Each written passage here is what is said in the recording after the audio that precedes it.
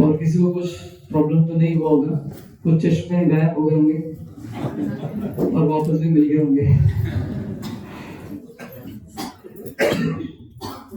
तो क्योंकि हम लोग आज सवेरे लेट निकले थे तो कुछ जगह शायद बाकी रहेंगे, कुछ मंदिरें बाकी रहेंगी। जैसे हमारा जो ग्रुप जा रहा था, राधा गोपीनाथ जी, राधा गोविंद जी का दर्शन हमको नहीं मिला, देर हो गया था। तो शायद आप में से बहुत सारे भक्तों को ऐसा हुआ होगा, कुछ मंदिरें रह गई होंगी। तो मैनेजमेंट ने कहा कि फ्राइडे के दिन जब आपको समय दिया जाएगा तो उस समय पे वो प्लेसेस आप कर सकते हैं। तो जिन जिन प्लेसेस में हम लोग घूमे, हम तो मंदिर गए थे, लेकिन रास्ते में भी बहुत सारे परिक्रमा में भगवान की लीलाओं की स्थल है, जिसके बारे में राधा गोपीनाथ प्रभु जी ने अनुरोध किया, उसके बारे में कुछ बताएं। तो राधा मदन मोहन जी का दर्शन करने के बाद जब हम आगे बढ़े, एक्चुअली उससे पहले कालिया घाट था। शायद हम लोग गाड़ी में आए थे, टोटो में, तो अलग रास्ते से, तो शायद वो छूट गया होगा, लेकिन रिटर्न में शायद आपने देखा होगा कालिया घाट। तो वो एक घाट है जहाँ पर भगवान की बहुत ही सुंदर लीला वहां पर हुई थी। तो इन जो जगह के बारे में मैं बताऊंगा, उसके कुछ डिटेल्स में हम लोग जानने का प्रयत्न करेंगे, स्टोरी, उसके पीछे जो कहानी है।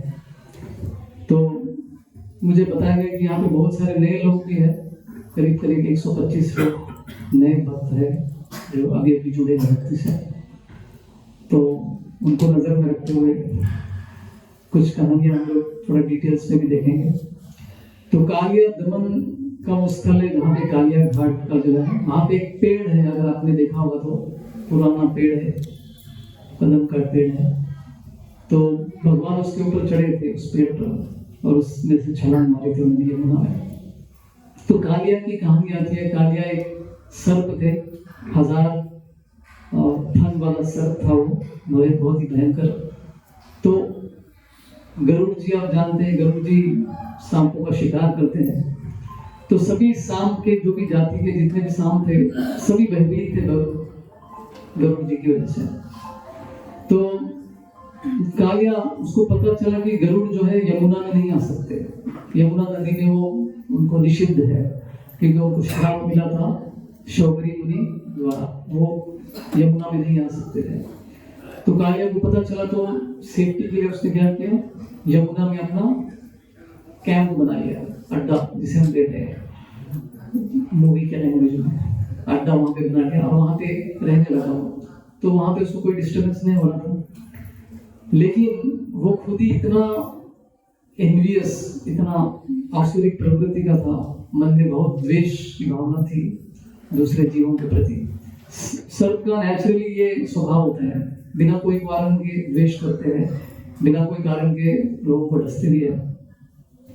तो कालिया वहां पे रहने लगा यमुना के एक कोने में, और अपना वहां पे एक छोटा सा लेक, एक तालाब की तरह उसका बन गया था, एकदम विषैला। कोई भी जानवर वहां पे जाने के लिए डरता था, अगर गया तो समझो मर गया। तो यहाँ तक कि उस तालाब के ऊपर से अगर कोई पक्षी भी जा रहा है, उस जो विष का जो क्या बोलते वेपर, भाप जो निकल रहा था, वो लग के वहां से जो पक्षी जा रहे थे वो भी मर रहे थे, इतना पावरफुल उसका विष था। तो इस तरह से वहां पे वो रह रहा था, लेकिन वहां पे कोई भी गाय जो है चरने के लिए नहीं जाती थी उस जगह पर, यमुना के उस जगह पर। तो एक दिन सभी कृष्ण अपने ग्वाल फ्रेंड्स के साथ, बालकों के साथ, हर दिन गोचरण लीला के लिए जाते, गायों को लेकर जाते, बछड़ों को लेकर जाते हैं। तो गाय को चराते चराते अलग अलग वन में चले जाते, कभी भांडीर वन में चले गए, कभी तालवन में चले गए, कभी मधुवन में चले गए, राइट, अलग अलग जगह पे। तो उस दिन यमुना के इस तट पर, वहां पे उस जगह पे वो सब लोग आ गए थे चलते चलते। तो वहां पर उतर गए कुछ बालक, वहां पे पानी में उतर गए, पानी पीने लगे। कुछ बछड़े भी वहां पर आगे पानी पीने लगे, और धीरे धीरे एक एक करके सब बेहोश होने लगे। बेहोश क्या, मृत्यु को प्राप्त हो गए, सब गिर गए नीचे। तो ये सब चीजें जो है कृष्ण देख रहे थे, सडनली क्या हो गया, अभी तक तो सब ठीक था, ये लोग अचानक से नीचे बेहोश होकर गिरे, मर भी गए। तो कृष्ण तो अंतर्यामी है, भगवान है, परमात्मा है, सबके हृदय में स्थित है। तो उनको समझ में आ गया कि वहां ये सब कालिया का काम है, उसके विष का प्रभाव है। तो कालिया को इस बार वो सबक सिखाया कि वो इस जगह को जो है लोगों से वंचित कर दिया था उसने। जैसे हम कल डिस्कस कर रहे थे धेनुकासुर का, तो धेनुकासुर तालवन में किसी को आने नहीं देता था कि ये मेरी जगह है, वहां के फल किसी से शेयर नहीं करता था। तो यहाँ पे भी ऐसी स्थिति थी कालिया की, वहां पर कोई आने से डरता था। तो उसी समय पे भगवान कृष्ण निश्चय करते कि इसको सबक सिखाएंगे। तो वहां पे जो कदम का पेड़ था उस पे कृष्ण चढ़े। तो उसी पानी से निकलता हुआ जो कदम का पेड़ है उसको कभी भी कुछ प्रॉब्लम नहीं हुआ, उसको मृत्यु प्राप्त नहीं हुई, वो एकदम बराबर से। तो कहानी आती है कि जब समुद्र मंथन की लीला चल रही थी तब अमृत निकला था। तो अमृत के कुछ बूंदे उस पेड़ पर भी गिर गई थी, तो उसलिए उनको कभी भी मृत्यु नहीं बनी। तो उसके पेड़ अभी भी आज भी हमको देखने को मिलता है। तो कृष्ण जो है इस कदम के पेड़ पे चढ़ गए और ऊपर चढ़कर उस पर से छलांग मारते यमुना में। और उनके छलांग मारने से, कृष्ण तो छोटे से बालक थे, 6-7 वर्ष के बालक थे, लेकिन उनकी छलांग मारने से पानी इतना दूर तक प्रेशर से ये हो गया। तो कृष्ण संकेत देना चाहते थे कालिया के, देखो मैं आ गया। तो इतने स्पीड से जो है ऊपर से छलांग मारते हैं और कालिया डिस्टर्ब हो जाता है। तो उसको समझ में आता है कि कोई तो आया है, पावरफुल पर्सनालिटी पानी में उतरा है और मेरे इलाके में कैसे आ सकता है, राइट? द्वेष की भावना, ईर्ष्या की भावना। तो कालिया देखने के लिए बाहर निकला कि ये कौन है जो मुझे डिस्टर्ब करने के लिए आ गया। तो उस दिन कृष्ण ग्वाल बालों के साथ आए थे, लेकिन बलराम जी साथ में नहीं थे। बलराम जी घर पर ही थे, क्योंकि उस दिन बलराम जी का बर्थडे था। तो बाहर नहीं निकले, वो घर में ही बर्थडे मना रहे थे। तो कृष्ण अकेले थे अपने ग्वाल बालक फ्रेंड्स के साथ, मित्रों के साथ। तो कृष्ण जो है छलांग मारने के बाद कालिया वो भी देखा कि अरे ये छोटा सा बालक इतना पावरफुल है, चलो देखते हैं इसका भी निपटाते हैं इसको। तो कालिया और कृष्ण के बीच में बहुत सारा चेजिंग चल रहा है, चेजिंग। तो कालिया जो है कृष्ण को बार बार पकड़ने का कोशिश करता है, लेकिन कृष्ण इतने स्विफ्ट स्विमिंग कर रहे थे, वो तीर रहे थे कि कालिया के हाथ में नहीं आते थे। तो बार बार कालिया प्रयत्न कर रहे हैं, कृष्ण जो है उससे बचकर निकल रहे थे। तो कृष्ण उसको थकाने का प्रयत्न कर रहे थे। तो फाइनली जो है कृष्ण को कालिया पकड़ लेता और ऐसा राउंड राउंड सर्कल बना देता कृष्ण के चारों कोई।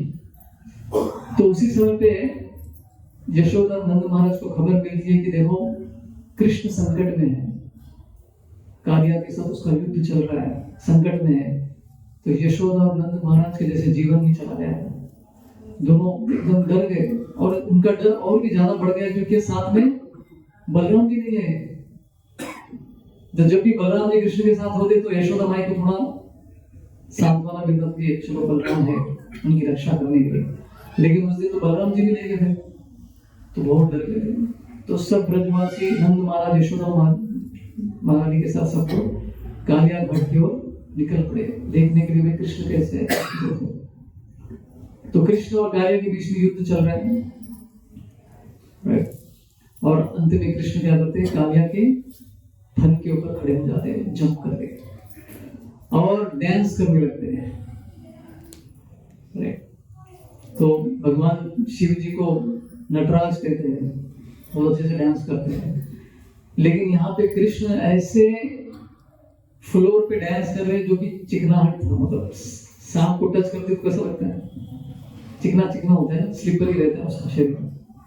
तो कोई उसके ऊपर खड़ा रह सकता है क्या? पहले तो खड़ा भी नहीं होता। लेकिन यहाँ पर कृष्ण जो है डांस कर रहे थे और बलराम जी, यशोदा माई, नंद महाराज सब लोग वहां पर आके, और जब उन्होंने देखा कि इससे पहले जब वो देखते कि कृष्ण कालिया के पकड़ में था तो यशोदा माई तो बेहोश हो जाती है वहां पर, राइट? नंद महाराज तो पानी में उतर जाते बचाने के लिए, अरे मैं अपने पुत्र को बचाऊंगा। और बलराम जी सबको रोकने लगते, रुको रुको, कुछ नहीं होगा, कृष्ण को कुछ नहीं होगा, वो शक्तिशाली है। उल्टा बलराम जी मुस्कुराते रहते हैं, मन में मुस्कुराते। आचार्य कहते कि बलराम जी क्यों हंस रहे थे? वो हंस रहे थे, कह रहे कृष्ण आपने तो कभी मेरे ऊपर तो डांस नहीं किया जब मैं अनंत शेष के रूप में आता हूँ तो, और इस साधारण से सांप के ऊपर आप डांस कर रहे हैं। ये सोचकर जो है बलराम जी वहां पे मुस्कुरा रहे थे। लेकिन जब उन्होंने देखा, जब कृष्ण ने देखा कि सभी लोग टेंशन में आ गए कि सब लोग बेहोश हो रहे, गिर रहे, तो ये स्थिति देख के फिर उनको लगा कि नहीं, अभी कालिया को मुझे सबक सिखाना है। तभी वो कालिया के ऊपर जंप करते हैं और जोर जोर से डांस करने लगते हैं, सुंदर नृत्य भगवान दिखाते हैं। तो आचार्य ये भी कहते हैं कृष्ण जो है वहां पे सामने जो गोपियां आई थी उनको इम्प्रेस करने के लिए डांस करते थे। अरे वो लोग आए अभी कुछ तो मुझे करके दिखाना पड़ेगा ना, जैसे हीरो लोग करते हैं, हीरोइन आती है तो कृष्ण जो है और अच्छे से डांस करने लगे।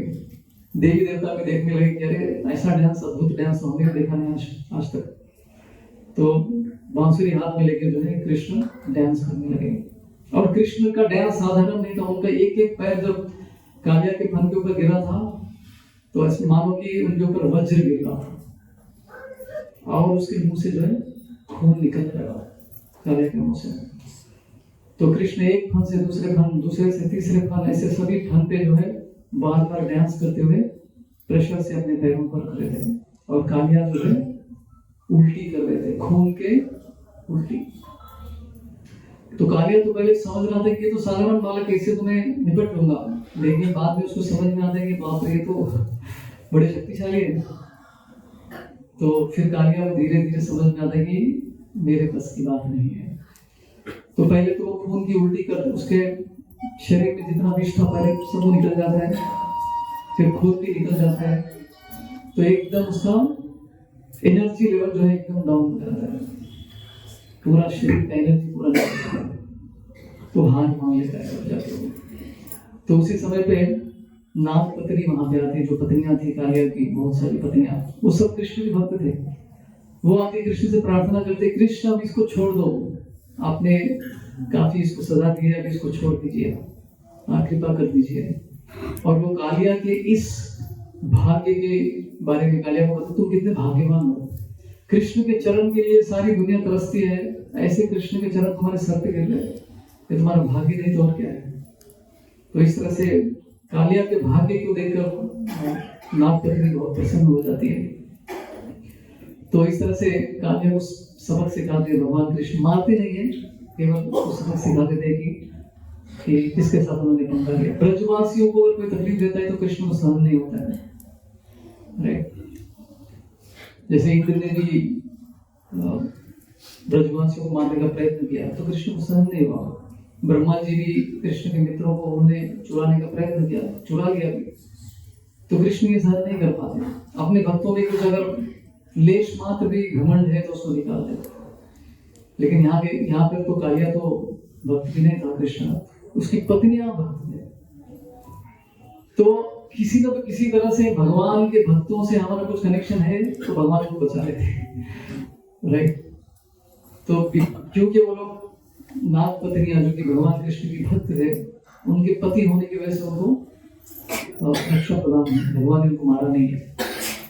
तो फाइनली जो है कालिया भी समझ जाता है कि ये स्वयं भगवान कृष्ण है, परम पुरुषोत्तम भगवान है, तो भी क्षमा की याचना करते हैं। तो इस तरह से कालिया का जो गर्व था, जो ईर्ष्या की भावना थी, उसको चूर चूर कर देते हैं। तो हिज होलीनेस राधानाथ स्वामी महाराज इस कहानी के ऊपर अच्छा सा सीख लेसन देते हैं, बहुत सुंदर लेसन बताते हैं कि शुरू में हम जब भक्ति में आते हैं तो सब अच्छा लगता है, हरे कृष्ण महामंत्र जब करना तो बहुत अच्छा लगता है। लेकिन बहुत सारे भक्तों का ये प्रश्न होता है, कुछ साल के बाद प्रभु जी वो टेस्ट नहीं है पहले जैसा, पता नहीं कहाँ चला गया, टेस्ट अभी आता ही नहीं है, बस ऐसे ही करने के लिए कर रहे हैं, फिर से वो टेस्ट कैसे लाया, राइट। तो यहाँ पे कृष्ण कालिया को सबक सिखा रहे थे, उसके अंदर तो इसका जवाब क्या है कि हमको टेस्ट क्यों चला गया, क्योंकि हम अपराध करने लगते हैं। शुरू में हमारे लिए सब लोग प्रभु प्रभु होते हैं, नया से नया भक्त भी हमको, अरे आप तो महान भक्त है प्रभु जी, बोलिए क्या करना है। 6 साल 7 साल के बाद क्या होता है, हम प्रभु बन जाते हैं। बोलते नहीं है, मन में भावना यही होती है कि मैं प्रभु हूँ, सब मुझे रिस्पेक्ट आदर देना चाहिए। फिर हम लोग अपराध करने लगते हैं, हमको पता भी नहीं चलता है क्या अपराध कर रहे हैं। तो उसकी वजह से हमको वो टेस्ट चला जाता है, जो सैंपल टेस्ट कृष्णा देते हैं शुरुआत में, अपराध की वजह से वो टेस्ट छीन देते हैं कृष्ण। अनर्थों की वजह से भी हमारा वो टेस्ट निकल जाता है। तो अनर्थ निवृत्ति का जो स्टेज है बहुत कठिन वाला स्टेज है और बहुत लंबा भी है वो। राइट, भक्ति के क्या क्या स्टेजेस है? 9 स्टेजेस है। किसी को पता है 9 स्टेजेस क्या है भक्ति के? अदो श्रद्धा, साधु संग, भजन क्रिया। शुरू में हमको श्रद्धा मिलती है, भक्तों के संग में श्रद्धा धीरे धीरे उत्पन्न होती है, बढ़ते रहती है। फिर हम साधुओं का संग करने लगते हैं, भक्तों के संग में आते हैं। फिर भजन क्रिया मतलब जप चालू कर देते हैं। राइट, फिर जप करने के बाद वाला जो स्टेज है वो बहुत डेंजर मुश्किल वाला स्टेज, वो है अनर्थ निवृत्ति। हमारे हृदय में जो 6 अनर्थाएं हैं, काम, क्रोध, लोभ, मोह, मद, मत्सर्य, तो इसको जाने के लिए बहुत समय लग जाता है। आप में से यहाँ पे कितने लोग हैं जिनको कभी गुस्सा नहीं आता है? कोई महान वैष्णव है यहाँ पे? सबको कभी ना कभी किसी न किसी समय पे गुस्सा आता ही है। राइट, तो ये अनर्थ है, जाने के लिए समय लग जाती है, लंबा समय है। लेकिन इस सिचुएशन से हम गुजरने के लिए डरते हैं, क्योंकि इसमें खून की उल्टियां निकलती है, विष निकलता है हमारे शरीर से, तो वो सहन नहीं होता है हमसे। तो कार्य जो है अनर्थ निवृत्ति के स्टेज से गुजर रहा था।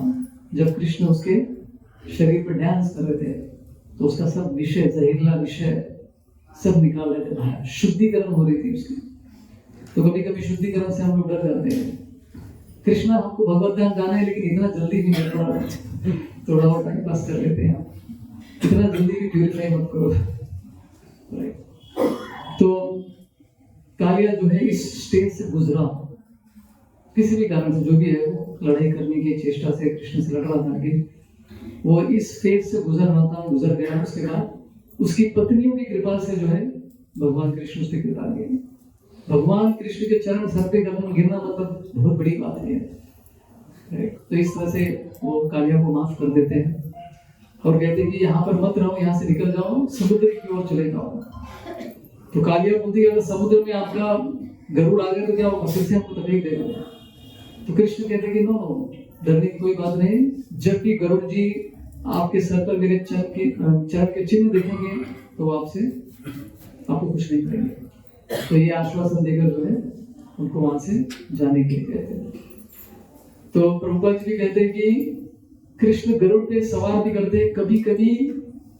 अभी कालिया भक्त बनने के बाद कृष्ण जो है कालिया के ऊपर बैठ के भी सवारी करते हैं, ऐसा भी। तो कालिया भी उनका जो है वाहन बन गए उसके बाद, इस लीला के बाद। वो स्थान हमने देखा आज कालिया घाट, जहाँ पर भगवान कृष्ण ने सुंदर लीला की थी, वो कदम का पेड़ खरीदी है। फिर उसके बाद हम आगे जाने के बाद हमको राइट साइड में इमली तला मिला। याद है आप गए वहां पर? इमली तला मंदिर के अंदर गए, एक इमली का पेड़ है, वहां पर महाप्रभु का एक विग्रह भी है। तो उसकी कहानी आती है, तो चैतन्य महाप्रभु जब भी वृंदावन आए तो वहां पे उन्होंने बहुत समय गुजारा, खास करके वहां बैठ के जप करते थे वो। और उनका जब ऐसा अवसर नहीं होता था, उनका जब भगवान कृष्ण के विरह में जो फीलिंग, जो भाव आती है, उस भावना के साथ वहां वो जप कर रहे थे। भगवान कृष्ण से वो विरह का वो फीलिंग उनके अंदर आ रहा था जब भी वो इमली तलक उस इमली के पेड़ के नीचे जप करते थे। तो इस इमली के पेड़ के पीछे का स्टोरी भी है। कहा जाता है कि ये राधा रानी का बहुत फेवरेट प्लेस है। तो राधा रानी जब भी कृष्ण के विरह में होती थी, कृष्ण के विरह में कहा जाता है कि प्रेम में 2 तरह की भावना होती है। एक है संभोग, प्रेम में संभोग भी होता है, आपके प्रेमी से आपका मिलन होता है। दूसरा है विरह, आपके प्रेमी से आप दूर हो जाते हो।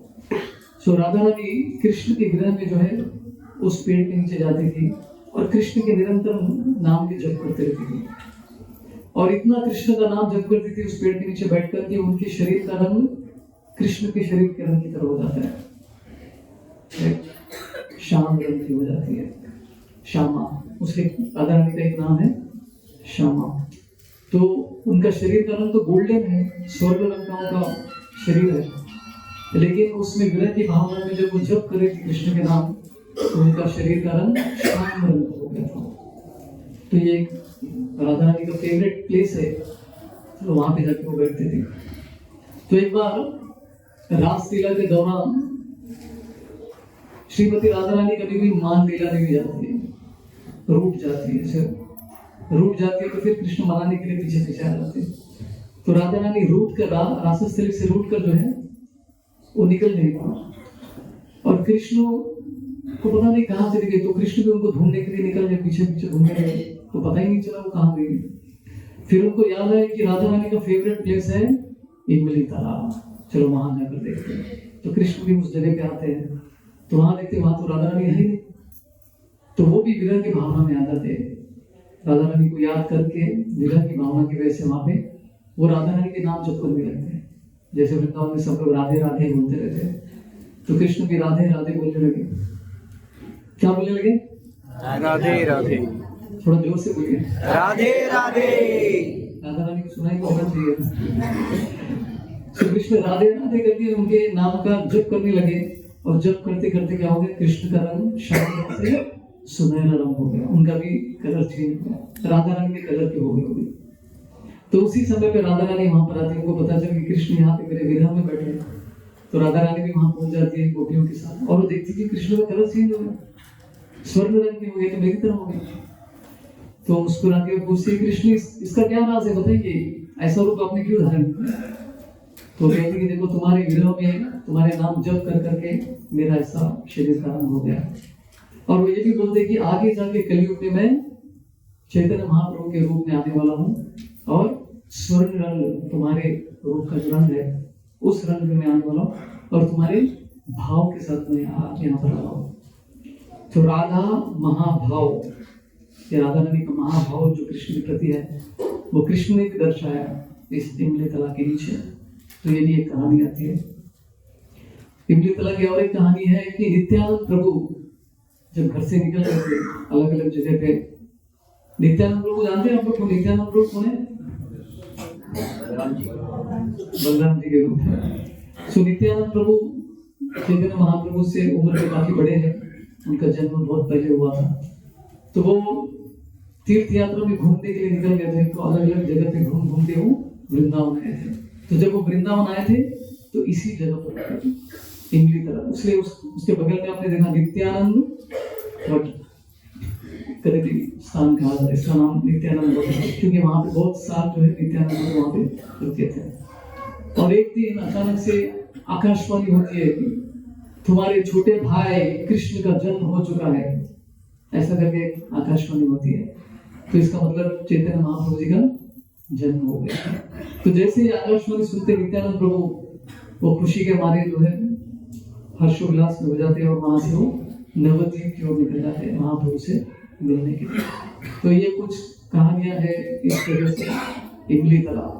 तो इसको जब भी इमली तला जाते हैं, आज तो हम लोग भाग रहे थे, सब दर्शन स्पीड से चल रहा था।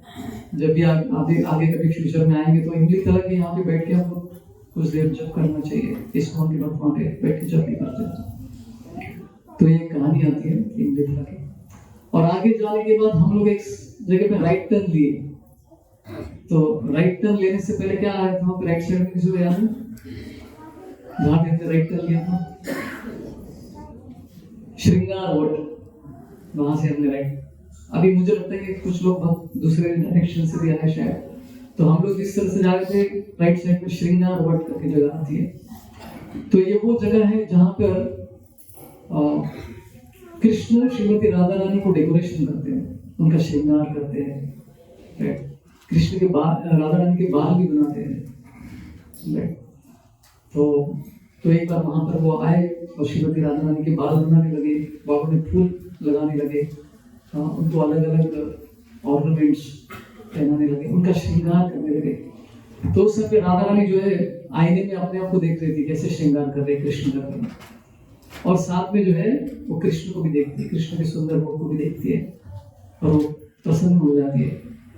तो इस तरह से अभी राधा और कृष्ण दोनों अलग नहीं है, दोनों एक भी है और अलग भी है, राइट।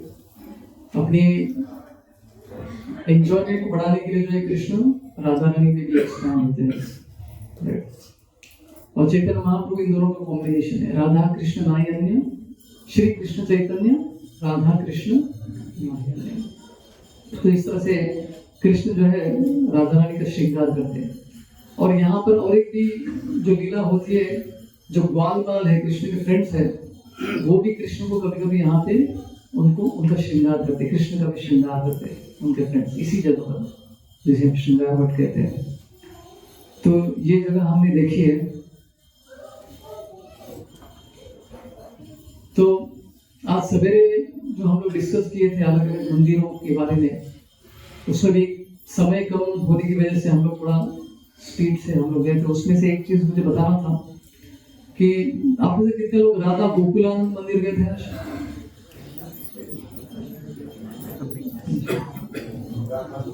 मुझे याद है वहां पे क्या देखा है?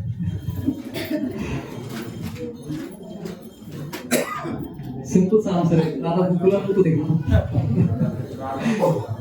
तो राधा गोकुलानंद जी को देखा और बहुत सारे वहां पे समाधि स्थित है, राइट। किस किस के समाधि थे वहां पे?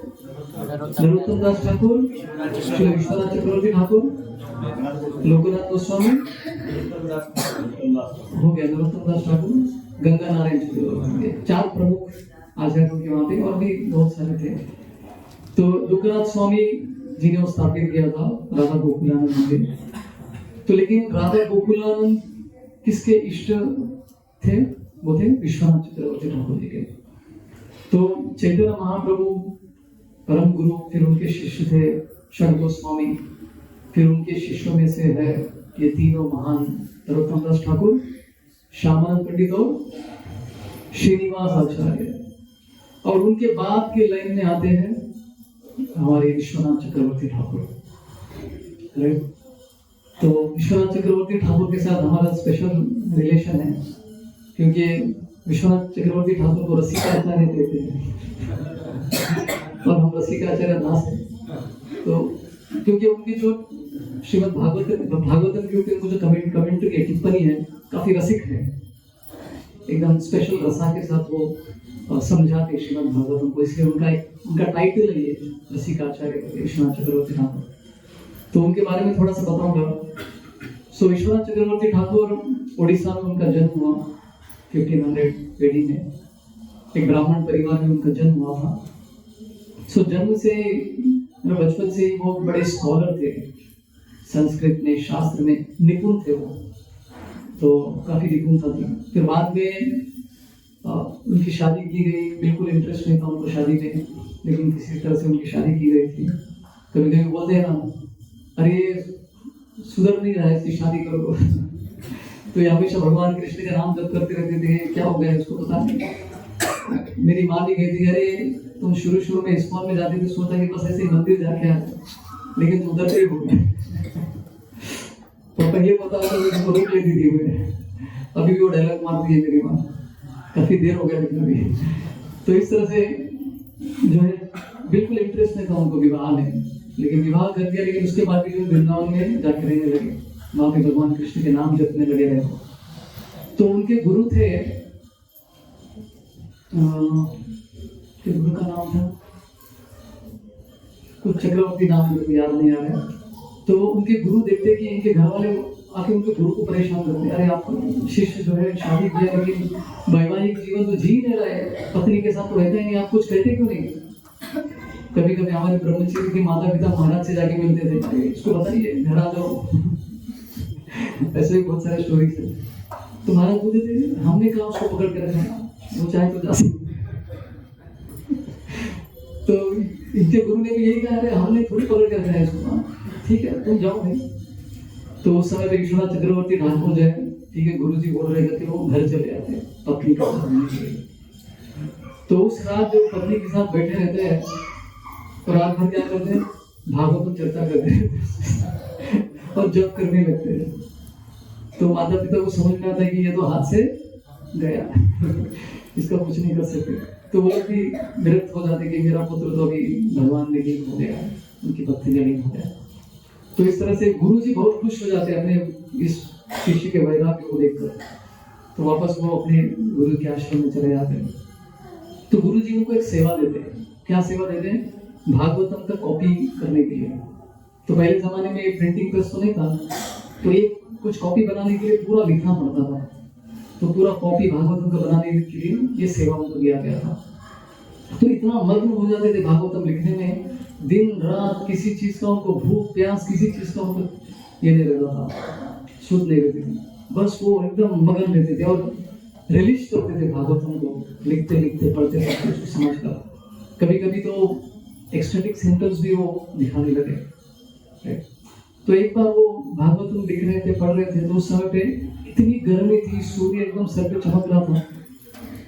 तो लेकिन वो जिस स्थान पे बैठ के भागवतम को लिख रहे थे उस स्थान में लेकिन सूर्य की किरणें गिरी नहीं रही थी, वहां पे एकदम जो है छाव था। तो आश्चर्य की बात थी। तो एक व्यक्ति जो है देख रहा था कि अरे तो आश्चर्य है। और एक बार इतना बारिश गिर रहा था, चारों ओर बारिश गिरा, लेकिन वो जहां पर बैठ के लिख रहे थे वहां पे बारिश का एक भी बूंद नहीं। तो वो देख के आश्चर्यचकित हो जाता है, जाके उनके गुरु जी से कहता है कि आपका शिष्य तो बहुत स्पेशल है। तो वो भी देखते कि भाई ये तो भगवान के महान भक्त है। तो फिर वो वृंदावन में जाके रहने लगे। तो जब वो वृंदावन गए तो अचानक से कहीं से ब्रह्मचर्य आए उनके सामने और बोले कि ये मेरे पास ये भगवान की एक मूर्ति है, आप इनकी सेवा करें। और वो थे राधा गोकुलानंद। तो अचानक से ब्रह्मचारी कहीं से आते और बोलता है कि देखो भगवान मेरे सपने में आया और कहा कि आपको देने के लिए कहा। तो विश्वनाथ चक्रवर्ती ठाकुर बोलते कि मेरे पास समय नहीं है, राइट, क्योंकि उनको भागवतम में उसमें ज्यादा रुचि थी भगवान की सेवा। तो उनके गुरु ने उनको वृंदावन में भेजा, गोस्वामियों का जो भी कार्य बचा था उसको पूरा करने के लिए भेजा था। तो गुरु ने मिशन पर भेजा था। तो अब ये अर्चन विग्रह की सेवा में कहाँ समय मिलेगा? तो मेरे पास समय नहीं है इनको देखभाल करने के लिए, जबकि भगवान को सपने में आके बोल रहे हैं। तो अब ये दिन जो है राधा गोकुलानंद जी इनके सपने में आके बोलते कि अरे मैं आपकी सेवा चाहता हूँ, कृपया तुम मुझे एक्सेप्ट करो। तो अगले दिन भगवान फिर से उस ब्रह्मचारी के सपने में आके बोलते अभी इस बार जाके प्रयत्न करो, वो ले लेंगे। तो इस बार जब ब्रह्मचारी जाके फिर से मिलते हैं तो एक्सेप्ट स्वीकार कर लेते राधा गोकुलानंद को और उनकी सेवा करने। तो इस तरह से उस मंदिर में जो मेन विग्रह है श्री विश्वनाथ चक्रवर्ती ठाकुर के। तो उसी समय पे उनके एक शिष्यों में से एक महान शिष्य थे, उनका नाम है बलदेव विद्याभूषण। नाम सुना है?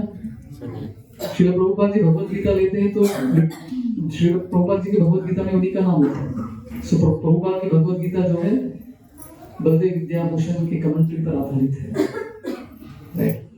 तो बलदेव विद्याभूषण स्कॉलर थे, पहले से मध्व संप्रदाय से कनेक्टेड थे। वो उड़ीपी में वो शिक्षण उन्होंने ग्रहण किया था। बाद में एक बार वो जगन्नाथपुरी जब गए थे वहां पर उन्होंने पहली बार हमारे गौड़ीय वैष्णव संप्रदाय की जो पुस्तकें थी उनका अध्ययन किया। तो वो पढ़ने के बाद उनको लगी तो ऐसा शास्त्र तो मैंने कभी देखा नहीं, इतना डिटेल में भक्ति के बारे में इतना डिटेल्स जो है अपने भक्ति शास्त्र जो है भक्ति रसामृत सिंधु उपदेशामृत, ऐसी किताबें उन्होंने कभी देखी नहीं थी। हम तो हर मैराथन में हर टाइम पे उसको देखते रहते और बेचते डिस्ट्रीब्यूट भी करते लेकिन पढ़ते ही नहीं है। लेकिन जब इन्होंने पढ़ा विद्याभूषण बलदेव विद्याभूषण ने पढ़ा वो तो एक्सट्रेसी में चले गए और वो जो है गौड़ीय संप्रदाय से जुड़ गया तब से, मध्व संप्रदाय से गौड़ीय संप्रदाय में आ गए। तो बहुत बड़े स्कॉलर थे। तो उस समय पे राजस्थान में जयपुर में एक राजा थे। तो वहां पे मंदिर में जब राधा रानी को स्थापित की तो 500 साल पहले कृष्ण के किसी भी मंदिर में राधा रानी की मूर्ति नहीं थी। सबसे पहला जो राधा रानी का मूर्ति जिस मंदिर में स्थापित हुआ वो है राधा मदन मोहन। उससे पहले किसी भी कृष्ण के मंदिर में राधा रानी का विग्रह ही नहीं था, फर्स्ट विग्रह था वो। तो बाद में तो इस ये गोस्वामियों के समय की बात की बात है, विश्वनाथ चक्रवर्ती ठाकुर के समय की बात है। तो वहां के राजा को कुछ लोग कंप्लेन करते, रामानंदी वहां के संप्रदाय के जो थे श्री वैष्णव, वो कंप्लेन करते शास्त्र में कहाँ लिखा है राधा रानी ये कौन है, इनकी पूजा क्यों की जा रही है कृष्ण के साथ, ऐसा वो लोग आरोप लगाते हैं और कंप्लेन देते हैं। तो ये गलत है। और ये गौड़ीय वैष्णव संप्रदाय कहाँ से आ गया? ये संप्रदाय तो शास्त्र में कहीं बताया नहीं। संप्रदाय तो 4 है, श्री संप्रदाय, ब्रह्म संप्रदाय, रुद्र संप्रदाय और कुमार संप्रदाय। ये गौड़ीय संप्रदाय कहाँ से आ गया? तो और इनका कोई पुस्तक भी नहीं है, इन्होंने भागवत के ऊपर कुछ टिप्पणी, कमेंट्री नहीं है इनका खुद का, हम इनको एक्सेप्ट नहीं करेंगे। तो उन्होंने क्या किया, वहां से राधा रानी को निकाल दिया मंदिर से, राधा गोविंद जी के मंदिर से, तो केवल कृष्ण की पूजा करने के लिए। तो ये खबर जो है विश्वनाथ चक्रवर्ती ठाकुर को पता चलता है कि, तो वो बोलते कि कुछ करना पड़ेगा। तो वो क्या करते हैं, बलदेव विद्याभूषण जी को भेजते हैं इस प्रॉब्लम को सॉल्व करने के। तो बलदेव विद्याभूषण जो है राजस्थान में आते हैं और वो समझाने का प्रयत्न करते हैं कि देखो ये कैसे शास्त्र के अनुसार, ये बोलते हैं कि आपका कमेंट्री किधर है भागवतम के ऊपर, और गौड़ी और वैष्णव संप्रदाय कमेंट्री भागवतम पे नहीं, सॉरी कमेंट्री आपका वेदांत सूत्र पे कमेंट्री कहां पर है? तो अगर आपका संप्रदाय ऑथेंटिक है तो आपके पास कमेंट्री होना चाहिए वेदांत सूत्र का, जो कि आपके पास तो है। तो ये कहते हैं कि व्यासदेव ने तो डायरेक्ट कमेंट्री दिया है वेदांत सूत्र का, वो है श्रीमद् भागवतम, तो इसलिए हमने कुछ लिखा नहीं है, ये परफेक्ट है। तो वो एक्सेप्ट नहीं करते, बोलते कि नहीं हम स्वीकार नहीं करेंगे, आपको अपना कमेंट्री लेकर आइए। तो 3 महीने का समय देते हैं कि 3 महीने में आपको पूरा एक भाष्य कमेंट्री लिखना है वेदांत सूत्र पे, आपका खुद का, तभी आपके संप्रदाय को हम स्वीकार करेंगे। तो ऐसा कंडीशन लगाते हैं। तो बलदेव विद्याभूषण विचार करते हैं कि 3 महीने में कहाँ से उसको लिख रहे हैं। तो राधा गोविंद जी से आके प्रार्थना करते कि आप भी कुछ कीजिए। तो राधा गोविंद जी से कहते कि चिंता मत करो, मैं सब लिख लूंगा। तो राधा गोविंद जी की कृपा से जो 3 महीने में कंप्लीट हो जाता है और वो जाके प्रेजेंट करते हैं राधा को। जब वो कमेंट्री, और उसका नाम था गोविंद भाष्य, जब वहाँ के स्कॉलर्स, रामानंदी स्कॉलर्स, पंडित लोग जब उसको पढ़ते हैं तो उसके आश्चर्यचकित हो जाते हैं। 3 महीने में इतना बढ़िया, इतना अच्छा फिलोसफी के साथ, राइट? गौड़ीय वैष्णव का फिलोसफी क्या है? अचिंत्य भेदाभेद तत्व है। तो इसको प्रेजेंट करते हैं अच्छे से गोविंद भाष्य में, तो तब जाके वो लोग स्वीकार करते हैं, राइट? अचिंत्य भेदाभेद तत्व मतलब क्या है? जीव भगवान के समान भी है और अलग भी है, राइट? भगवान के समान कैसे है?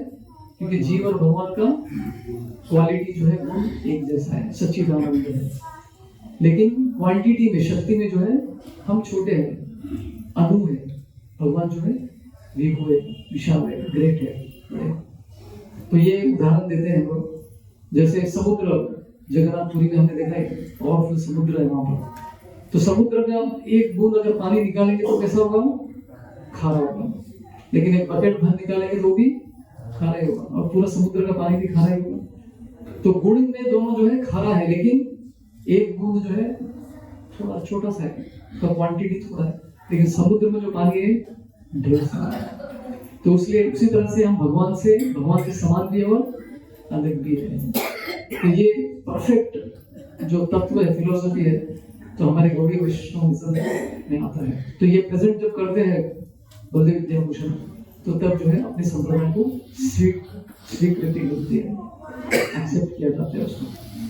तो इस तरह से बलदेव विद्याभूषण और विश्वनाथ चक्रवर्ती ठाकुर बहुत ही प्रमुख आचार्य अपने लय में, जिन्होंने काफी योगदान दिया है हमारे लिए, ताकि हम लोग भक्ति अच्छे से कर सके। इतने सारे शास्त्र हमारे लिए दिए।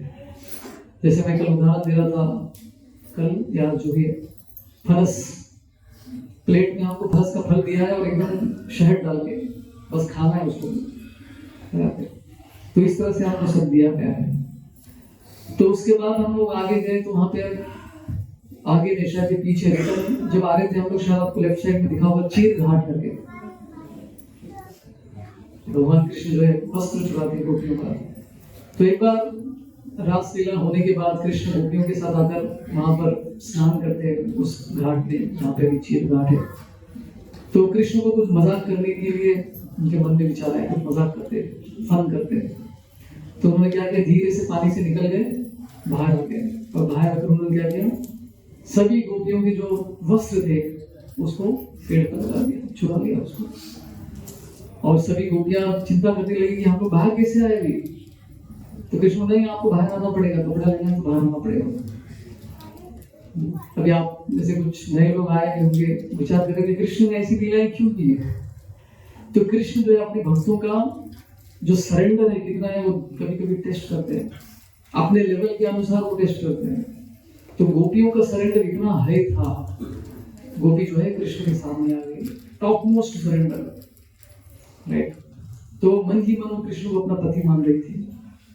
जैसे उदाहरण के लिए महाभारत के युद्ध में जब कृष्ण अर्जुन और कर्ण का फाइट चल रहा था, कर्ण जो है नीचे उतर गया था, रथ के नीचे उतर गया था और रथ नहीं था उसके पास और उसके शस्त्र भी वो चला नहीं पा रहा था, मंत्र भूल रहा था वो। तो ऐसी स्थिति में कृष्ण अर्जुन को बोले कि मारो उसको। तो अर्जुन विचार करते हैं कि उसके हाथ में शस्त्र नहीं है, आपने ही नियम बनाया, युद्ध के नियम है कि हमको निहत्थे का वार नहीं करना है, तो मैं कर्ण को कैसे मारूं। और मन में ये भी विचार आ रहे थे कि देखो मेरा इतना नाम है, सबसे बड़ा धनुर्धर का मेरा नाम है, प्रसिद्धि है मेरी, और मैं ऐसे इसको मार दूंगा तो मेरे नाम का क्या होगा, ऐसे प्रश्न उठ सकते हैं, राइट। तो सब लोग वहां पे कर्ण का गुणगान करते कि कर्ण ने, देखो अर्जुन ने कर्ण को निहत्था जब था तब मार दिया, जब उसके पास शस्त्र थे तो अर्जुन मार नहीं सका, तो कर्ण कितना पावरफुल है, ऐसा लोग सोचते हैं। लेकिन इसमें एक बहुत ही सटल चीज है जो कि बहुत ही अद्भुत है, वो क्या है, अर्जुन का सरेंडर। तो अर्जुन उस समय पे मेरा नाम क्या होगा, मेरा क्या होगा, कुछ विचार नहीं, कृष्ण ने बोला मार दो तो मार दिया, राइट। तो अर्जुन को ये चिंता नहीं थी कि मेरे नाम का क्या होगा, मेरी प्रसिद्धि का क्या होगा, लोग मुझे क्या कहेंगे, लांछन लगाएंगे कि तुमने एक निहत्थे को मार दिया। तो अपने नाम को दांव पर लगाकर अर्जुन ने कर्ण को मार दिया था, ये है सरेंडर। तो ऐसा सरेंडर जो है गोपियों, उनका तो और भी ज्यादा है सरेंडर। तो उनकी ये हाई लेवल का शरणागति ये पास्ट टाइम हमको देखने को मिलता है चीर घाट के इस लीला में। तो अभी दो कहानियां आती है जहां पर हमको पता चलता है कि कृष्ण का एक्चुअली विवाह हुआ था श्रीमती राधा रानी के साथ, राइट। ब्रह्मो विमोह लीला कितने लोग जानते हैं इस स्टोरी को। ब्रह्मा जी जो है चुरा लेते हैं कृष्ण के फ्रेंड्स को और बछड़ों को। तो बहुत सारे लोग हैं जिनको मालूम नहीं, हाथ नहीं करके या फिर शर्मा के नहीं किए। ब्रह्म विमोह लीला कितने लोगों को पता है? हाँ, अभी हाथ उठाए कुछ लोग जो पहले नहीं उठाए थे।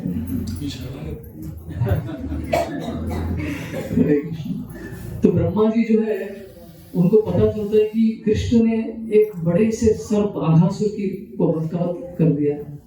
ये छोटा सा बालक, सब लोग बोले कि ये भगवान है, अरे ये कौन, ये अद्भुत लड़का कौन है, चलो देखते हैं। तो ब्रह्मा जी जो है देखने के लिए आते हैं वहां। तो अघासुर को मारने के बाद कृष्ण अपने सभी मित्रों के साथ बैठते हैं, ऐसा राउंड, कृष्ण बीच में बैठते, सब लोग भोजन करते, लंच करते रहते हैं। तो वहां पर लंच में कृष्ण का क्या लीला होता है, कृष्ण दूसरों को टिफिन बॉक्सेस में से खाते रहते हैं। अरे आपकी माँ ने क्या भेजा मेरे लिए, वही खा लिया। सबके टिफिन बॉक्स में से थोड़ा थोड़ा लेकर वो खाने लगे। यहाँ तक कि कभी कभी दूसरे ग्वाल बाल के मुंह के अंदर का निकाल के खा लेते हैं। तो ये दृश्य जब ब्रह्मा जी देखते तो वो तो बिल्डर पूरा ये होते भ्रमित हो जाते हैं, ये भगवान कैसे हो सकते हैं, दूसरों के मुंह से निकाल के क्या मुंह चाहिए, ऐसा कोई कर सकता है क्या, भगवान कर सकते क्या? तो ऐसा उनके मन में विचार आया। तो उनको लगा कि चलो टेस्ट करते हैं, अगर ये सच में भगवान है तो देखते हैं। उनके मन में उनका टेस्ट करने का विचार आया। तो वो क्या करते हैं, कृष्ण वहां से जब चले जाते हैं गाय को ढूंढने के लिए, तो वहां पे जितने भी ग्वाल बालते हैं उन सबको ब्रह्मा जी चुरा लेते हैं और बच्चों को भी जो है चुरा कर अपने लोक में लेके जाते हैं, ब्रह्म लोक में। और कृष्ण जब वापस आते हैं देखने के लिए तो देखते हैं कोई नहीं है। अभी कृष्ण को अंतर्यामी, उनको पता चला कि ब्रह्मा जी का काम है, तो ठीक है मैं भी देखता हूँ ब्रह्मा जी कितने पावरफुल है। तो ब्रह्मा जी जो है योग सिद्धियां उनके पास, लेकिन कृष्ण को ने, वो तो योगेश्वर है, राइट, सभी सिद्धियां उनके अंदर से आती है, उनसे उत्पन्न होती है। तो कृष्ण ने क्या किया, अभी कृष्ण को वापस घर जाना था, अकेले जाएंगे तो बाकी सब गोपियां क्या बोलेंगे, अरे हमारे पुत्र किधर है, हमारे बछड़े किधर है, तो क्या जवाब देंगे। तो कृष्ण क्या करते हैं, अपने शरीर से बहुत सारे ग्वाल बालों को उत्पन्न करते हैं, उसी सेम रूप के साथ जो उनके फ्रेंड्स थे, श्रीदामा, सुदामा, मधुमंगल, बस एग्जैक्टली वैसे ही दिखने वाले ग्वाल बाल, वो सब कृष्ण का ही रूप रहता है। और बछड़े भी सब कृष्ण का रूप, और उन सबके साथ कृष्ण जो वापस घर जाते हैं। तो जनरली जब कृष्ण गोचरण लीला करके वापस आते हैं वृंदावन में, तो सभी गोपियां वहां पे इंतजार करती है कृष्ण को देखने के लिए, कृष्ण से मिलने के लिए। लेकिन उस दिन क्या हुआ, जब कृष्ण सभी अपने फ्रेंड्स के साथ गए वृंदावन में, तो वहां पे सबकी माएं क्या करने लगी, कृष्ण को बुलाने के बजाय अपने पुत्रों को बुलाने लगी। वो अपने पुत्रों से इतने आकर्षित हो गए, उनको भी पता नहीं चला, जबकि हमेशा वो कृष्ण से ज्यादा आकर्षित होते थे। तो उस दिन उन्होंने देखा कि उनका प्रेम जो है अपने बच्चों के प्रति कुछ ज्यादा ही था। तो अपने बच्चों को अपने घर पे लेकर गए, कृष्ण अपने घर पे चले गए, क्योंकि सभी कृष्ण थे इसलिए वो सबसे आकर्षित हो गए थे। ऐसा पूरा 1 साल। अभी ब्रह्मा जी तो एक क्षण के लिए ऊपर गए और एक क्षण में वापस भी आ गए, लेकिन ब्रह्मा जी का एक क्षण हमारे 1 साल के बराबर होता है। तो ब्रह्मा जी एक क्षण के बाद आए और यहाँ पे पूरा 1 साल आए।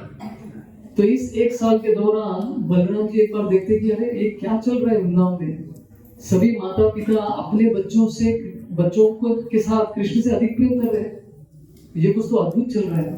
तो कृष्ण से पूछते कि क्या चल रहा है, तो बलराम जी को पता नहीं चलता कि ये सभी ग्वाल और बछड़े जो है वो स्वयं कृष्ण ही थे। तो बलराम जी को भी कभी कभी पता नहीं चलता है कि इमीडिएट वो अंश है भगवान के। तो इस तरह से 1 साल तक जो है कृष्ण हर घर में थे। तो इसके पीछे कारण है कि सभी गोपियां हमेशा सोचते रहती थी कि काश कृष्ण हमारे घर में होता और काश हम लोग हमेशा कृष्ण की सेवा करते कंटिन्यूअसली, ऐसी इच्छा थी उनकी। तो उनकी इस इच्छा को पूरा करने के लिए भगवान ने लीला रची, हर घर में वो पहुंच गए थे।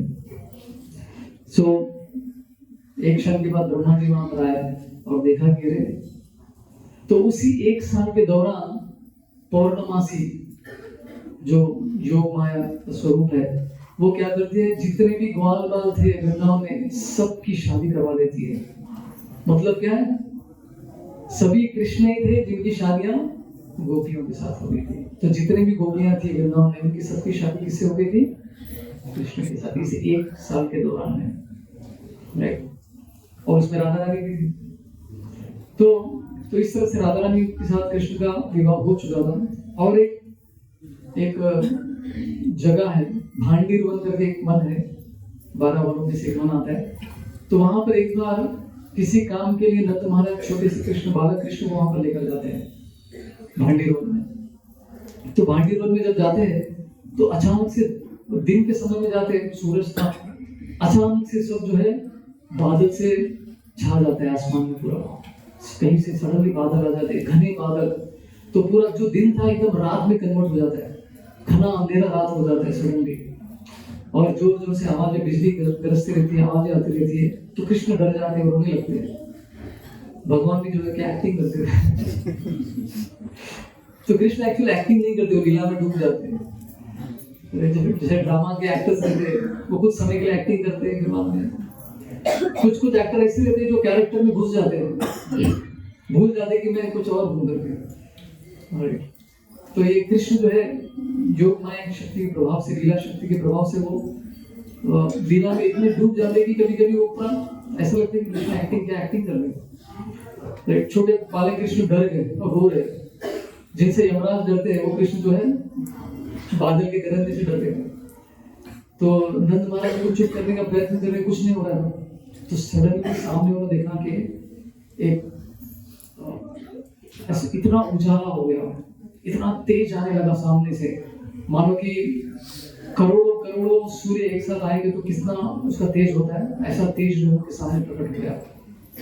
और वो तेज किसका था, श्रीमती राधा रानी का।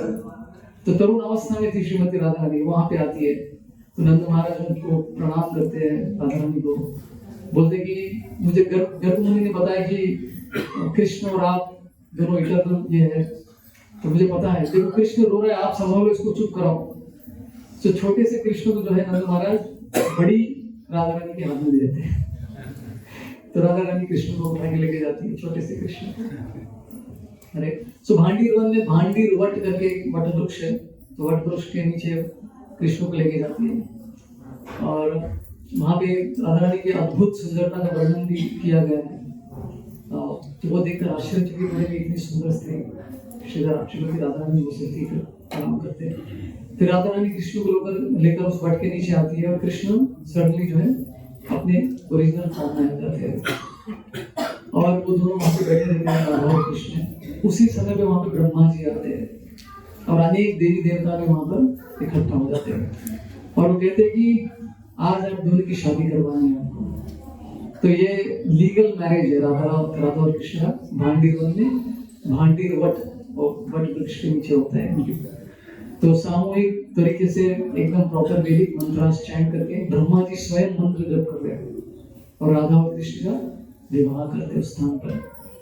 तो ये भी स्पेशल जगह है, पता नहीं हम लोग वहाँ जा रहे नहीं जा रहे मालूम नहीं, लेकिन प्रभु जी ने कहा कि कुछ वन के बारे में भी आप लोग बता सकते हैं। तो क्योंकि चीर घाट से संबंधित था इसलिए मैं ये स्टोरी से कनेक्ट करके बता रही कैसे कृष्ण और राधा का इटर्नल संबंध है, उसको कोई अलग नहीं कर सकता है। तो ये एक लीला वहां पर हुई थी। फिर बाद में रिटर्न में जब वहां आए थे तो केशी घाट पर आए थे, केशी घाट पर आए थे जहाँ पे यमुना, केशी घाट पर आए थे। तो वहां पे भी लीला जहाँ पर यमुना में हमने आचमन किया, सर पे यमुना के पानी डाला था। तो वहां पे भी एक बार एक राक्षस आए थे कृष्ण को ढूंढते हुए, कंस का भेजा हुआ एक खिलौना था वो भी, तो कृष्ण के साथ खेलने के लिए आ गए थे वो, लेकिन कृष्ण उनके साथ खेलते हैं। तो हर दिन जो है कृष्ण किसी न किसी राक्षस का वध करते थे, खिलौने के साथ खेलते थे, उसको तोड़ देते थे, बच्चे तोड़ देते हैं खिलौना, तो खेलते खेलते उनके साथ कृष्ण का वध करते थे। तो उस दिन ढूंढते हुए कंस का ये खिलौना वहां पे आ गया, केशी, जो कि एक बड़े ऊंचे कद का घोड़ा था, बहुत ही शक्तिशाली पावरफुल घोड़ा। तो वो ढूंढने लगा वृंदावन की गलियों में कृष्ण की तरह, सुना इसके बारे में बहुत है, कंस ने आज्ञा दिया कि इसको मारने के लिए कहा है। तो कृष्ण को ढूंढ रहे थे कोने कोने, तो कृष्ण को पता चला कि ये कोई ढूंढ रहे हैं, तो उसका समय बर्बाद नहीं करूंगा, मैं खुद सामने चला जाता हूँ। तो कृष्ण स्वयं जो है केशी के सामने आ जाते हैं, इस घोड़े के सामने, और कम ये केशी देखता है, अरे ये तो छोटा सा बालक है दिखने में लेकिन शक्तिशाली लग रहा है, ठीक है। तो दौड़ते हुए जोर जोर से, जो स्पीड से भागते हुए जो कृष्ण की तरफ आता है मारने के लिए उनको। तो जैसे कृष्ण के पास आता है, कृष्ण आराम से उसको पैर पकड़ लेते हैं, सामने के दो हाथ, उसके दो हाथ दो पैर पर, सब पैर ही है उसमें, सामने के जो दो पैर थे उसको पकड़ लेते हैं, घुमा के जो है कई मीटर दूर जो है उसको, कई मील, 80 मील 100 मील दूर उसको खींच देते हैं। तो उसको झटका लगता है, जोर का झटका, जोर से लगता है उसको। तो गिरने के बाद उसको लगता है कि तो मैं साधारण समझ, तो बहुत पावरफुल गया है, स्ट्रैटेजी बदलना पड़ेगा मुझे। तो फिर से और जोर से शक्ति लगा तो जो कृष्ण की तरफ भागते हुए आता है। तो कृष्ण जो है सामने से अपना हाथ लेके, जैसे वो सामने आता है तो उसको एक पंच मार देते हैं उसके मुंह में, तो पूरे दांत निकल जाते हैं उसमें, 3200 दांत निकल गए, और कृष्ण का हाथ जो है उसके मुंह के अंदर चला गया। और कृष्ण अपने हाथों को पूरा बड़ा करते जा रहे हैं, एक्सपैंड करते जा रहे हैं उसके मुंह के अंदर, और एक्सपैंड इतना कर लिया कि उसका चोक हो गया, गला चोक हो गया, और सांस भी नहीं ले पा रहा था, और धीरे धीरे वो बिल्कुल ही सांस नहीं ले पा रहा था, उसकी आंखें जो है बाहर निकल गई, और वहीं पे उसकी मृत्यु हो जाती है। तो उसी जगह पे यमुना जहाँ पे बह रही थी, वहां पे वो कृष्ण जो है अपने हाथ धो के वहां पे स्नान करते, तो उसलिए उस घाट का नाम पड़ा केशी घाट। अभी वृंदावन में एक बहुत ही अद्भुत एक शिव जी का भी मंदिर है, शिवलिंग है, गोपीश्वर महादेव, सुना है? फ्राइडे के दिन अगर आपको समय मिला तो वो भी देख सकते हैं, बहुत ही सुंदर जगह है गोपीश्वर महादेव। तो शिव जी जो देवों के देव है, महादेव है, कृष्ण के परम भक्त है, वैष्णवाना यथा शंभो, कृष्ण से अलग भी नहीं है लेकिन कृष्ण से अलग भी है। क्षीर निधि विकार दधि विकार विशेष योगा संजायते नहीं तथा प्रगतिस्ते, तो यह शंभो नाम तथा संप्रीति कार्य गोविंद माधव पुरुषम तमाम भजा। सो शिव जी इतने पावरफुल पर्सनालिटी, उनके मन में एक बार इच्छा होगी मुझे भी रासलीला में भाग लेना है। कृष्ण की रासलीला के बारे में बहुत सुना है, तो उनकी भी इच्छा हुई रासलीला में भाग लेने की। तो आए रासलीला की स्थली पर, बोले कि मुझे भी अंदर ले लो। तो ललिता वहां पे रोक देती है गेट पर, नहीं पुरुषों को अलाउड नहीं अंदर, केवल स्त्री अंदर आ सकती है, गोपी अंदर आ सकती है, बाकी शिव जी कहते हैं कि मुझे आने के लिए क्या करना पड़ेगा? तपस्या करनी पड़ेगी, वृंदा देवी को प्रसन्न करना पड़ेगा। तो शिव जी तपस्या किए, वृंदा देवी को प्रसन्न किए, और वृंदा देवी ने बोला कि जाओ मान सरोवर में जाके आप स्नान करो, फिर आपको गोपी का शरीर मिलेगा, फिर आपको प्रवेश मिलेगा। तो वो गए मान सरोवर में, स्नान करते ही उनका शरीर स्त्री का शरीर हो गया, शिव जी का शरीर। देखो शिव जी इतने पावरफुल पर्सनालिटी, अभी स्त्री का रूप धारण कर लिया उन्होंने, और वो रास स्थली में आए, और कृष्ण ने देखा कि कोई नई गोपी आई है, तो कृष्ण ने उनका नामकरण कर दिया गोपीश्वर, ऐसा नाम उस गोपी का नाम रख दिया जो कि शिव जी था।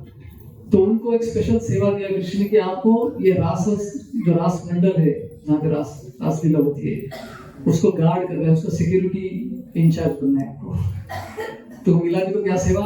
डांस करने का सेवा नहीं मिला, गेट कीपर का सेवा मिला उनको। तो इस तरह से शिव जी को भी इतना तपस्या करना पड़ा, क्योंकि ये पवित्र लीला है भगवान की। ये भौतिक जगत का जो क्या करते हो, डांडिया डांस होता है, तो ऐसा वाला नहीं है, ये पवित्र लीला है, इसको समझने का अधिकार भी नहीं है हमको। तो शिव जी को इस तरह से रास लीला में प्रवेश मिला। उसी तरह से नारद मुनि की भी कहानी आती है। नारद मुनि की भी इच्छा थी कि रास लीला में भाग लेनी थी, तो वो भी तपस्या करते हैं, और कुसुम सरोवर में डुबकी मार के वो भी गोपी का रूप उनको मिलता है। नारद जी गोपी करके वो फिर रास लीला में भाग लेते हैं। लेकिन एक माता जी है जो अभी भी ट्राई कर रही है रास लीला में भाग लेने की, और वो आपके स्थान से ही है, कोल्हापुर से लक्ष्मी। तो लक्ष्मी जी की भी इच्छा हुई है कृष्ण के साथ, जबकि वो नारायण की पत्नी है, उनकी भी इच्छा हुई कि मुझे भी रास लीला में भाग लेना है। तो वो भी तपस्या करने के लिए आ जाती है, लेकिन तपस्या होता ही नहीं उनसे, इनकम्प्लीट, राइट। बीच में उनके जो भक्त लोगों को पुकारने लगे, वो लक्ष्मी जी धन दीजिए, वो बुलाने लगे, तो चले गई वो छोड़ के बीच में। तो वो अभी तक अपनी तपस्या पूरी नहीं कर पाए, गोपी का रूप मिला नहीं अभी तक। और एक गड़बड़ एक बार कंस ने भी कर दिया था, कृष्ण को ढूंढते ढूंढते वो बरसाना पहुंच गया था। तो बरसाना में पहुंचते हुए उसका रूप स्त्री का रूप हो गया। तो इतना पावरफुल पर्सनालिटी, इतने लोगों को उसने कंट्रोल किया है, सडनली वो लड़की बन गया। विचार कीजिए क्या हालत हो गई उसकी। ऐसा नहीं कि लड़की भी आदि शक्ति है। तो वो उसका पूरा ईगो, उसका जो अहंकार पूरा निकल गया, ये क्या हो गया मेरे साथ। तो सभी गोपियां जो है उससे मजाक करने लगी, और उसका नाम रखा कंसी गोपी। तो कंसा को जो है उसको सेवा में लगा दिया, चलो गोबर उठा, चलो गाय को धो। तो इस तरह से अलग अलग सेवा में उसको लगा दिया। वो बार बार याचना करने लगा श्रीमती राधा रानी से, मेरा ओरिजिनल फॉर्म मेरे को दे दो, मेरे को जाना है, मथुरा जाना है। ये क्या किया तेरे साथ? बोले नहीं, तू गलती से आया ना, तुमको ऐसा सबक सिखाना है, फिर से कभी इस एरिया में दिखने का नहीं। तो 6 महीने तक जो है कंस को वहां पे पूरा घिसाते थे, गोबर उठाने में, गाय धोने में, सभी कार्यों को लगा देते हैं। तो इस तरह से कंस भी जो है उसका जो गर्व था वहां पे।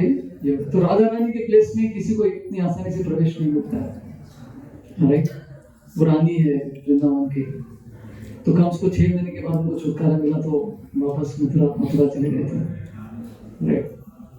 तो एक बार राधानाथ स्वामी महाराज एक ब्रह्मचारी से बात कर रहे थे। ब्रह्मचारी बड़े मैनेजर थे, मैनेजमेंट कर रहे थे। तो महाराज ने उनको बोला कि प्रभु, गोलोक वृंदावन में मैनेजर की जरूरत नहीं है, आपको गाय से दूध निकालना आता है क्या? पहले वो सीख लो, उधर वही सेवा करनी है आपको। मैनेजमेंट करने के लिए वृंदा देवी ऑलरेडी है वहां पर, वो सब उनका टीम है पूरा। आपको गाय से दूध निकालना है, वो सीख लो पहले, वहां पे जाके हमको वही करना है। तो हमको जो पुरुषत्व का घमंड है वो छोड़ना है। उसके भक्ति में आने के बाद कहते हैं कि भक्तों की अरे यात्रा में आना है तो मुझे निकालनी है। मुझे वाले कौन है ऊपर? कुछ लोग हैं। तो मुझे निकालनी पड़ी। कंडीशन था राधानाथ स्वामी महाराज के, जो कार्तिक यात्रा में मूछ है तो आप यात्रा में नहीं आ सकते, क्योंकि आपको अब्दुल बनना है, मूछों से थोड़ा गर्व होता है।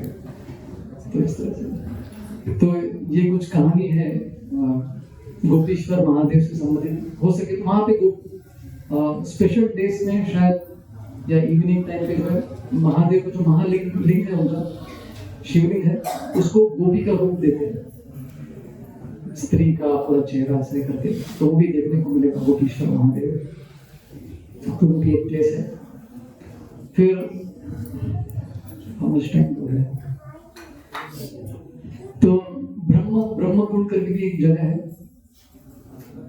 जयमंत 740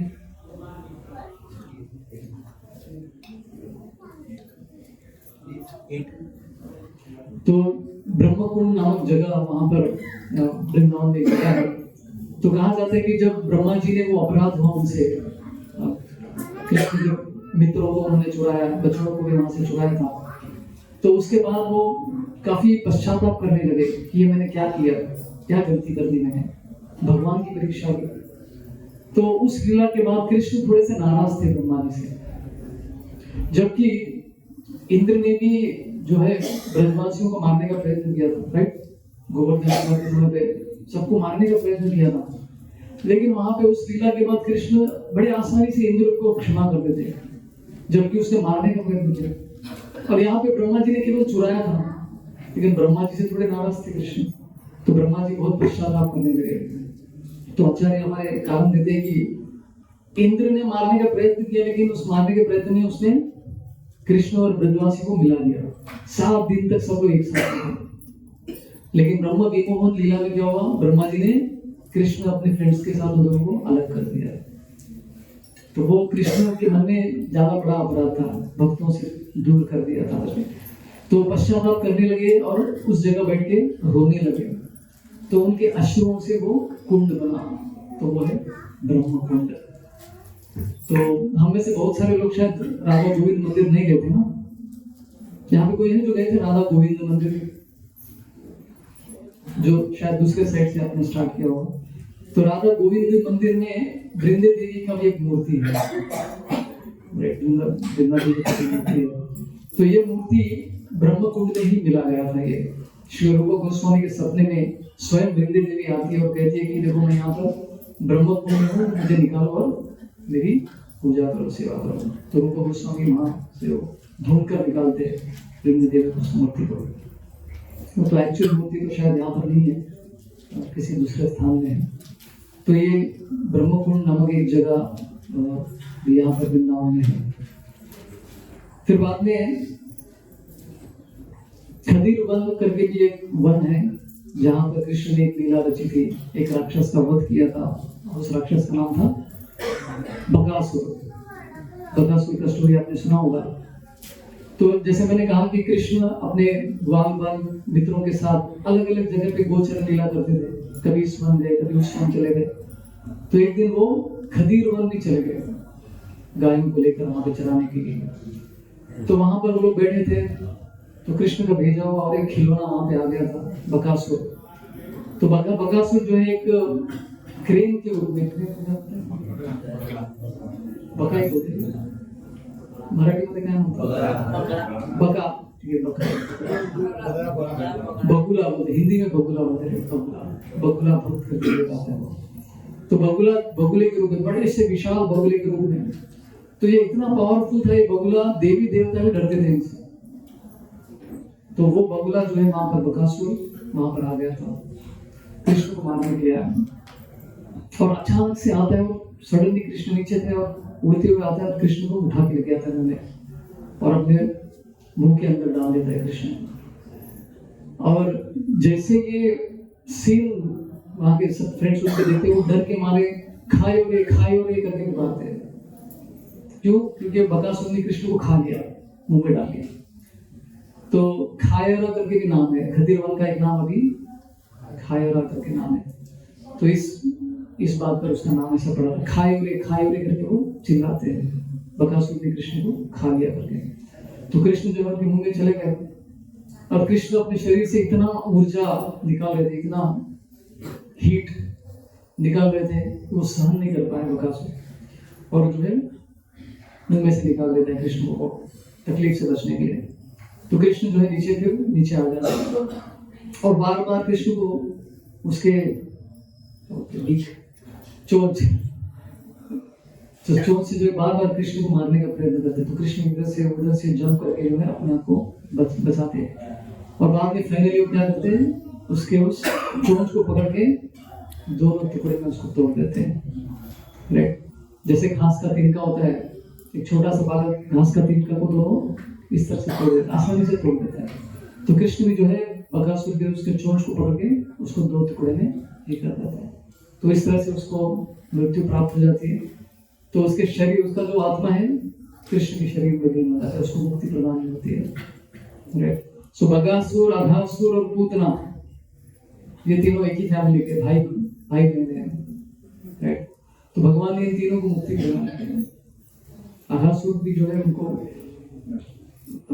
वैकुंठ प्राप्त हो गया और इसको भी वैकुंठ प्राप्त हो गया था। पूतना तो उसको तो माँ का दर्जा मिल गया था वैकुंठ में। राइट, तो इस तरह से खदीर वन में ये लीला हुई थी, जहाँ पर अद्भुत लीला हुई थी। और यहाँ पर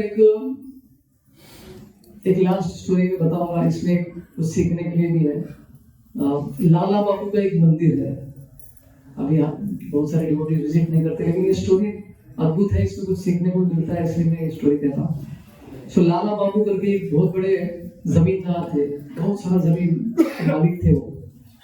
तो एक बार अपने जमीन में घूम रहे थे, तो घूमते घूमते चलते हुए जा रहे थे, तो उनके उस जमीन में एक कुआं था, और कुएं में से कुछ स्त्री जो है पानी निकालने लगे। शाम का समय था, 6 बजे का ऐसा समय था, पानी निकालने लगे।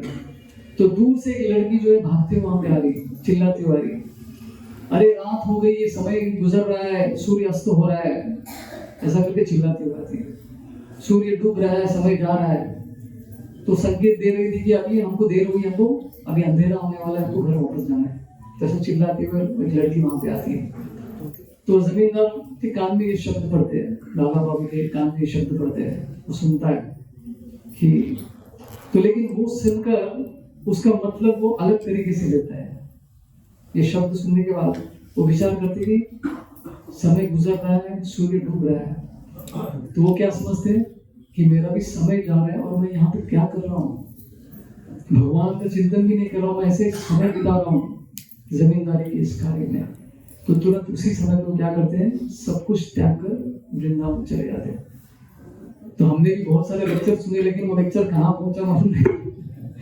लेकिन लाला बाबू ने सिर्फ एक कुछ शब्द सुन लिया तो उनको स्ट्राइक हो गया कि भाई सीरियसली लेना पड़ेगा जीवन को, समय जा रही है। हर सूर्यास्त के साथ, हर सूर्य उदय, हर सूर्यास्त के साथ एक हमारा दिन कम हो रहा है अपने जीवन में से।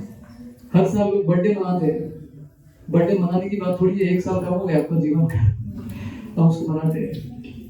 सो लाला बाबू जो है इन शब्दों को काफी सीरियसली लेते हैं और वो वृंदावन चले जाते सब छोड़कर।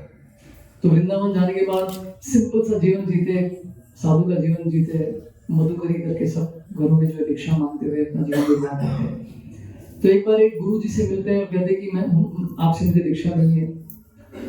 तो गुरु जी बोलते कि आप ये कुछ घर है वहाँ पे, वहाँ से भिक्षा लेकर आप आइए, तो मैं बाद में कुछ समय के बाद आपको भिक्षा दे दूंगा। सो लाला बाबू हर रोज गुरु के कहने के अनुसार जो है भिक्षा मांगकर लेकर आते थे, गुरु जी को देते थे। तो लेकिन गुरु जी दीक्षा देने का नाम ही नहीं देते, काफी समय हो गया अभी दीक्षा नहीं देंगे। तो फिर से लाला बाबू जी पूछते, गुरु जी दीक्षा का क्या होगा? ये भी आपने इसको में बहुत लंबा प्रश्न है, प्रभु दीक्षा करो। तो गुरु जी बोलते कि देखो, तुम मेरे कहने के अनुसार भिक्षा तो लेकर आ रहे हो, लेकिन वो एक घर से आप भिक्षा नहीं लेकर आ रहे। जिस दिन आप उस घर से भिक्षा लेकर आएंगे, मैं आपको दीक्षा दे दूंगा। अभी वो कौन सा घर था? तो वो घर था लाला बाबू के एक वैरी का, एक दुश्मन का घर था। जो वो जमींदार थे उनका एक दुश्मन था, तो उस दुश्मन का वो घर था जहां से वो भिक्षा नहीं ला रहे थे। तो गुरुजी बोलते कि अरे तुम वहां से नहीं लेकर आए, वहां से लेकर आओगे तो भिक्षा मिल जाएगी, दीक्षा मिल जाएगी। तो भाई इतने समय से भक्ति कर रहे थे, लेकिन ये उनके लिए थोड़ा तकलीफदायक था। उनके अहंकार, ईगो को चोट पहुंच रहा था। उसके घर पे मैं कैसे जाऊंगा? उसके साथ तो बहुत फाइट किया था मैंने, और उस सब बातें याद आएंगी। उसके सामने नम्र बनना तो मुश्किल है, लेकिन किसी तरह से मन को ये करके वो जो है भिक्षा के लाइन में सभी जितने भी लोग थे उनके पीछे खड़े रहते। तो ये जमींदार हर रोज की तरह सबको दान देते थे, सब लोग लाइन में एक के बाद एक आ रहे थे। तो अंत में जो है ये भी आ जाते सामने लाला बाबू। तो जैसे ये जमींदार लाला बाबू को देख के बोलते हैं, अरे लाला बाबू आप यहाँ पर ये क्या कर रहे हैं, आपको भिक्षा मांगने की क्या जरूरत है, आप तो महान जमींदार है। नहीं, मैं भी साधारण व्यक्ति हूँ। तो उनका ये रूप, उनका ये गुण देख के जो है इनका भी मन पिघल जाता है, इस जमींदार का जो उनके बैरी थे। तो इस तरह से वो अपने अहंकार पर विजय प्राप्त कर लेते हैं गुरु के आशीर्वाद से। तो उसके बाद जो है गुरु जी उनको दीक्षा देते हैं, राइट। तो जैसे हम प्रभु जी भी कल कह रहे थे, धेनुकासुर के अध्याय में हमने देखा था कि कैसे गुरु की कृपा से जो है हमको कृष्ण प्राप्त होते हैं, राइट। गुरु को पसंद करने से कृष्ण बड़े आसानी से प्राप्त हो जाते हैं। अष्टांग योगा, ज्ञान योगा में व्यक्ति जो है अपने बल पर वो योग क्रिया करता है, राइट। लेकिन भक्ति एक ऐसा अद्भुत योग है जिसमें हमको भगवान की कृपा की भी आवश्यकता पड़ती है, गुरु की कृपा की भी आवश्यकता पड़ती है। हमारा परिश्रम और भगवान की कृपा, दामोदर जी का, राइट। तो इस तरह से गुरु की कृपा से, उनके आशीर्वाद से जो है ये अपने अहंकार को छोड़ पाया और वो उस घर में जाकर भिक्षा देने के लिए तैयार हो गए। अगली आ गई और गुरु के आशीर्वाद से उनको दीक्षा भी मिल गई। तो यस्य प्रसादात् भगवत प्रसादो यस्य प्रसादात् न गति इतोपि। तो गुरु को प्रसन्न करने से भगवान आसानी से मिल जाते हैं, लेकिन गुरु को अप्रसन्न करने से उतना ही भगवान से दूर भी हो जाएंगे अपराध करने की वजह से। तो ये स्थल जो है श्रीमती राधा रानी का स्थल है। सब लोग राधे राधे करते हैं, हम लोग हरे कृष्णा करते हैं, चलेगा, क्योंकि हरे कृष्णा में भी राधा रानी है, हरे श्रीमती राधा रानी है। तो राधा रानी का हम लोग शिरकत लेने का प्रयत्न कर सकते हैं जितने भी दिन यहाँ पर हम लोग हैं, क्योंकि इनका राधा रानी का यहाँ पे चलता है। कृष्ण भी जो है उनके सामने झुक जाते, उनके प्रेम के सामने झुक जाते, उनकी भक्ति के सामने झुक जाते हैं, राइट। तो राधा रानी की कृपा जब हो गई तो हम भक्ति में बहुत स्पीड से प्रगति कर पाएंगे। हरे कृष्णा। श्री वृंदावन धाम की जय। श्री श्री राधा गोविंद भगवान की, श्री श्री राधा गोपीनाथ भगवान की, श्रील प्रभुपाद की, निताई गौर प्रेमानंदे। हरे कृष्णा।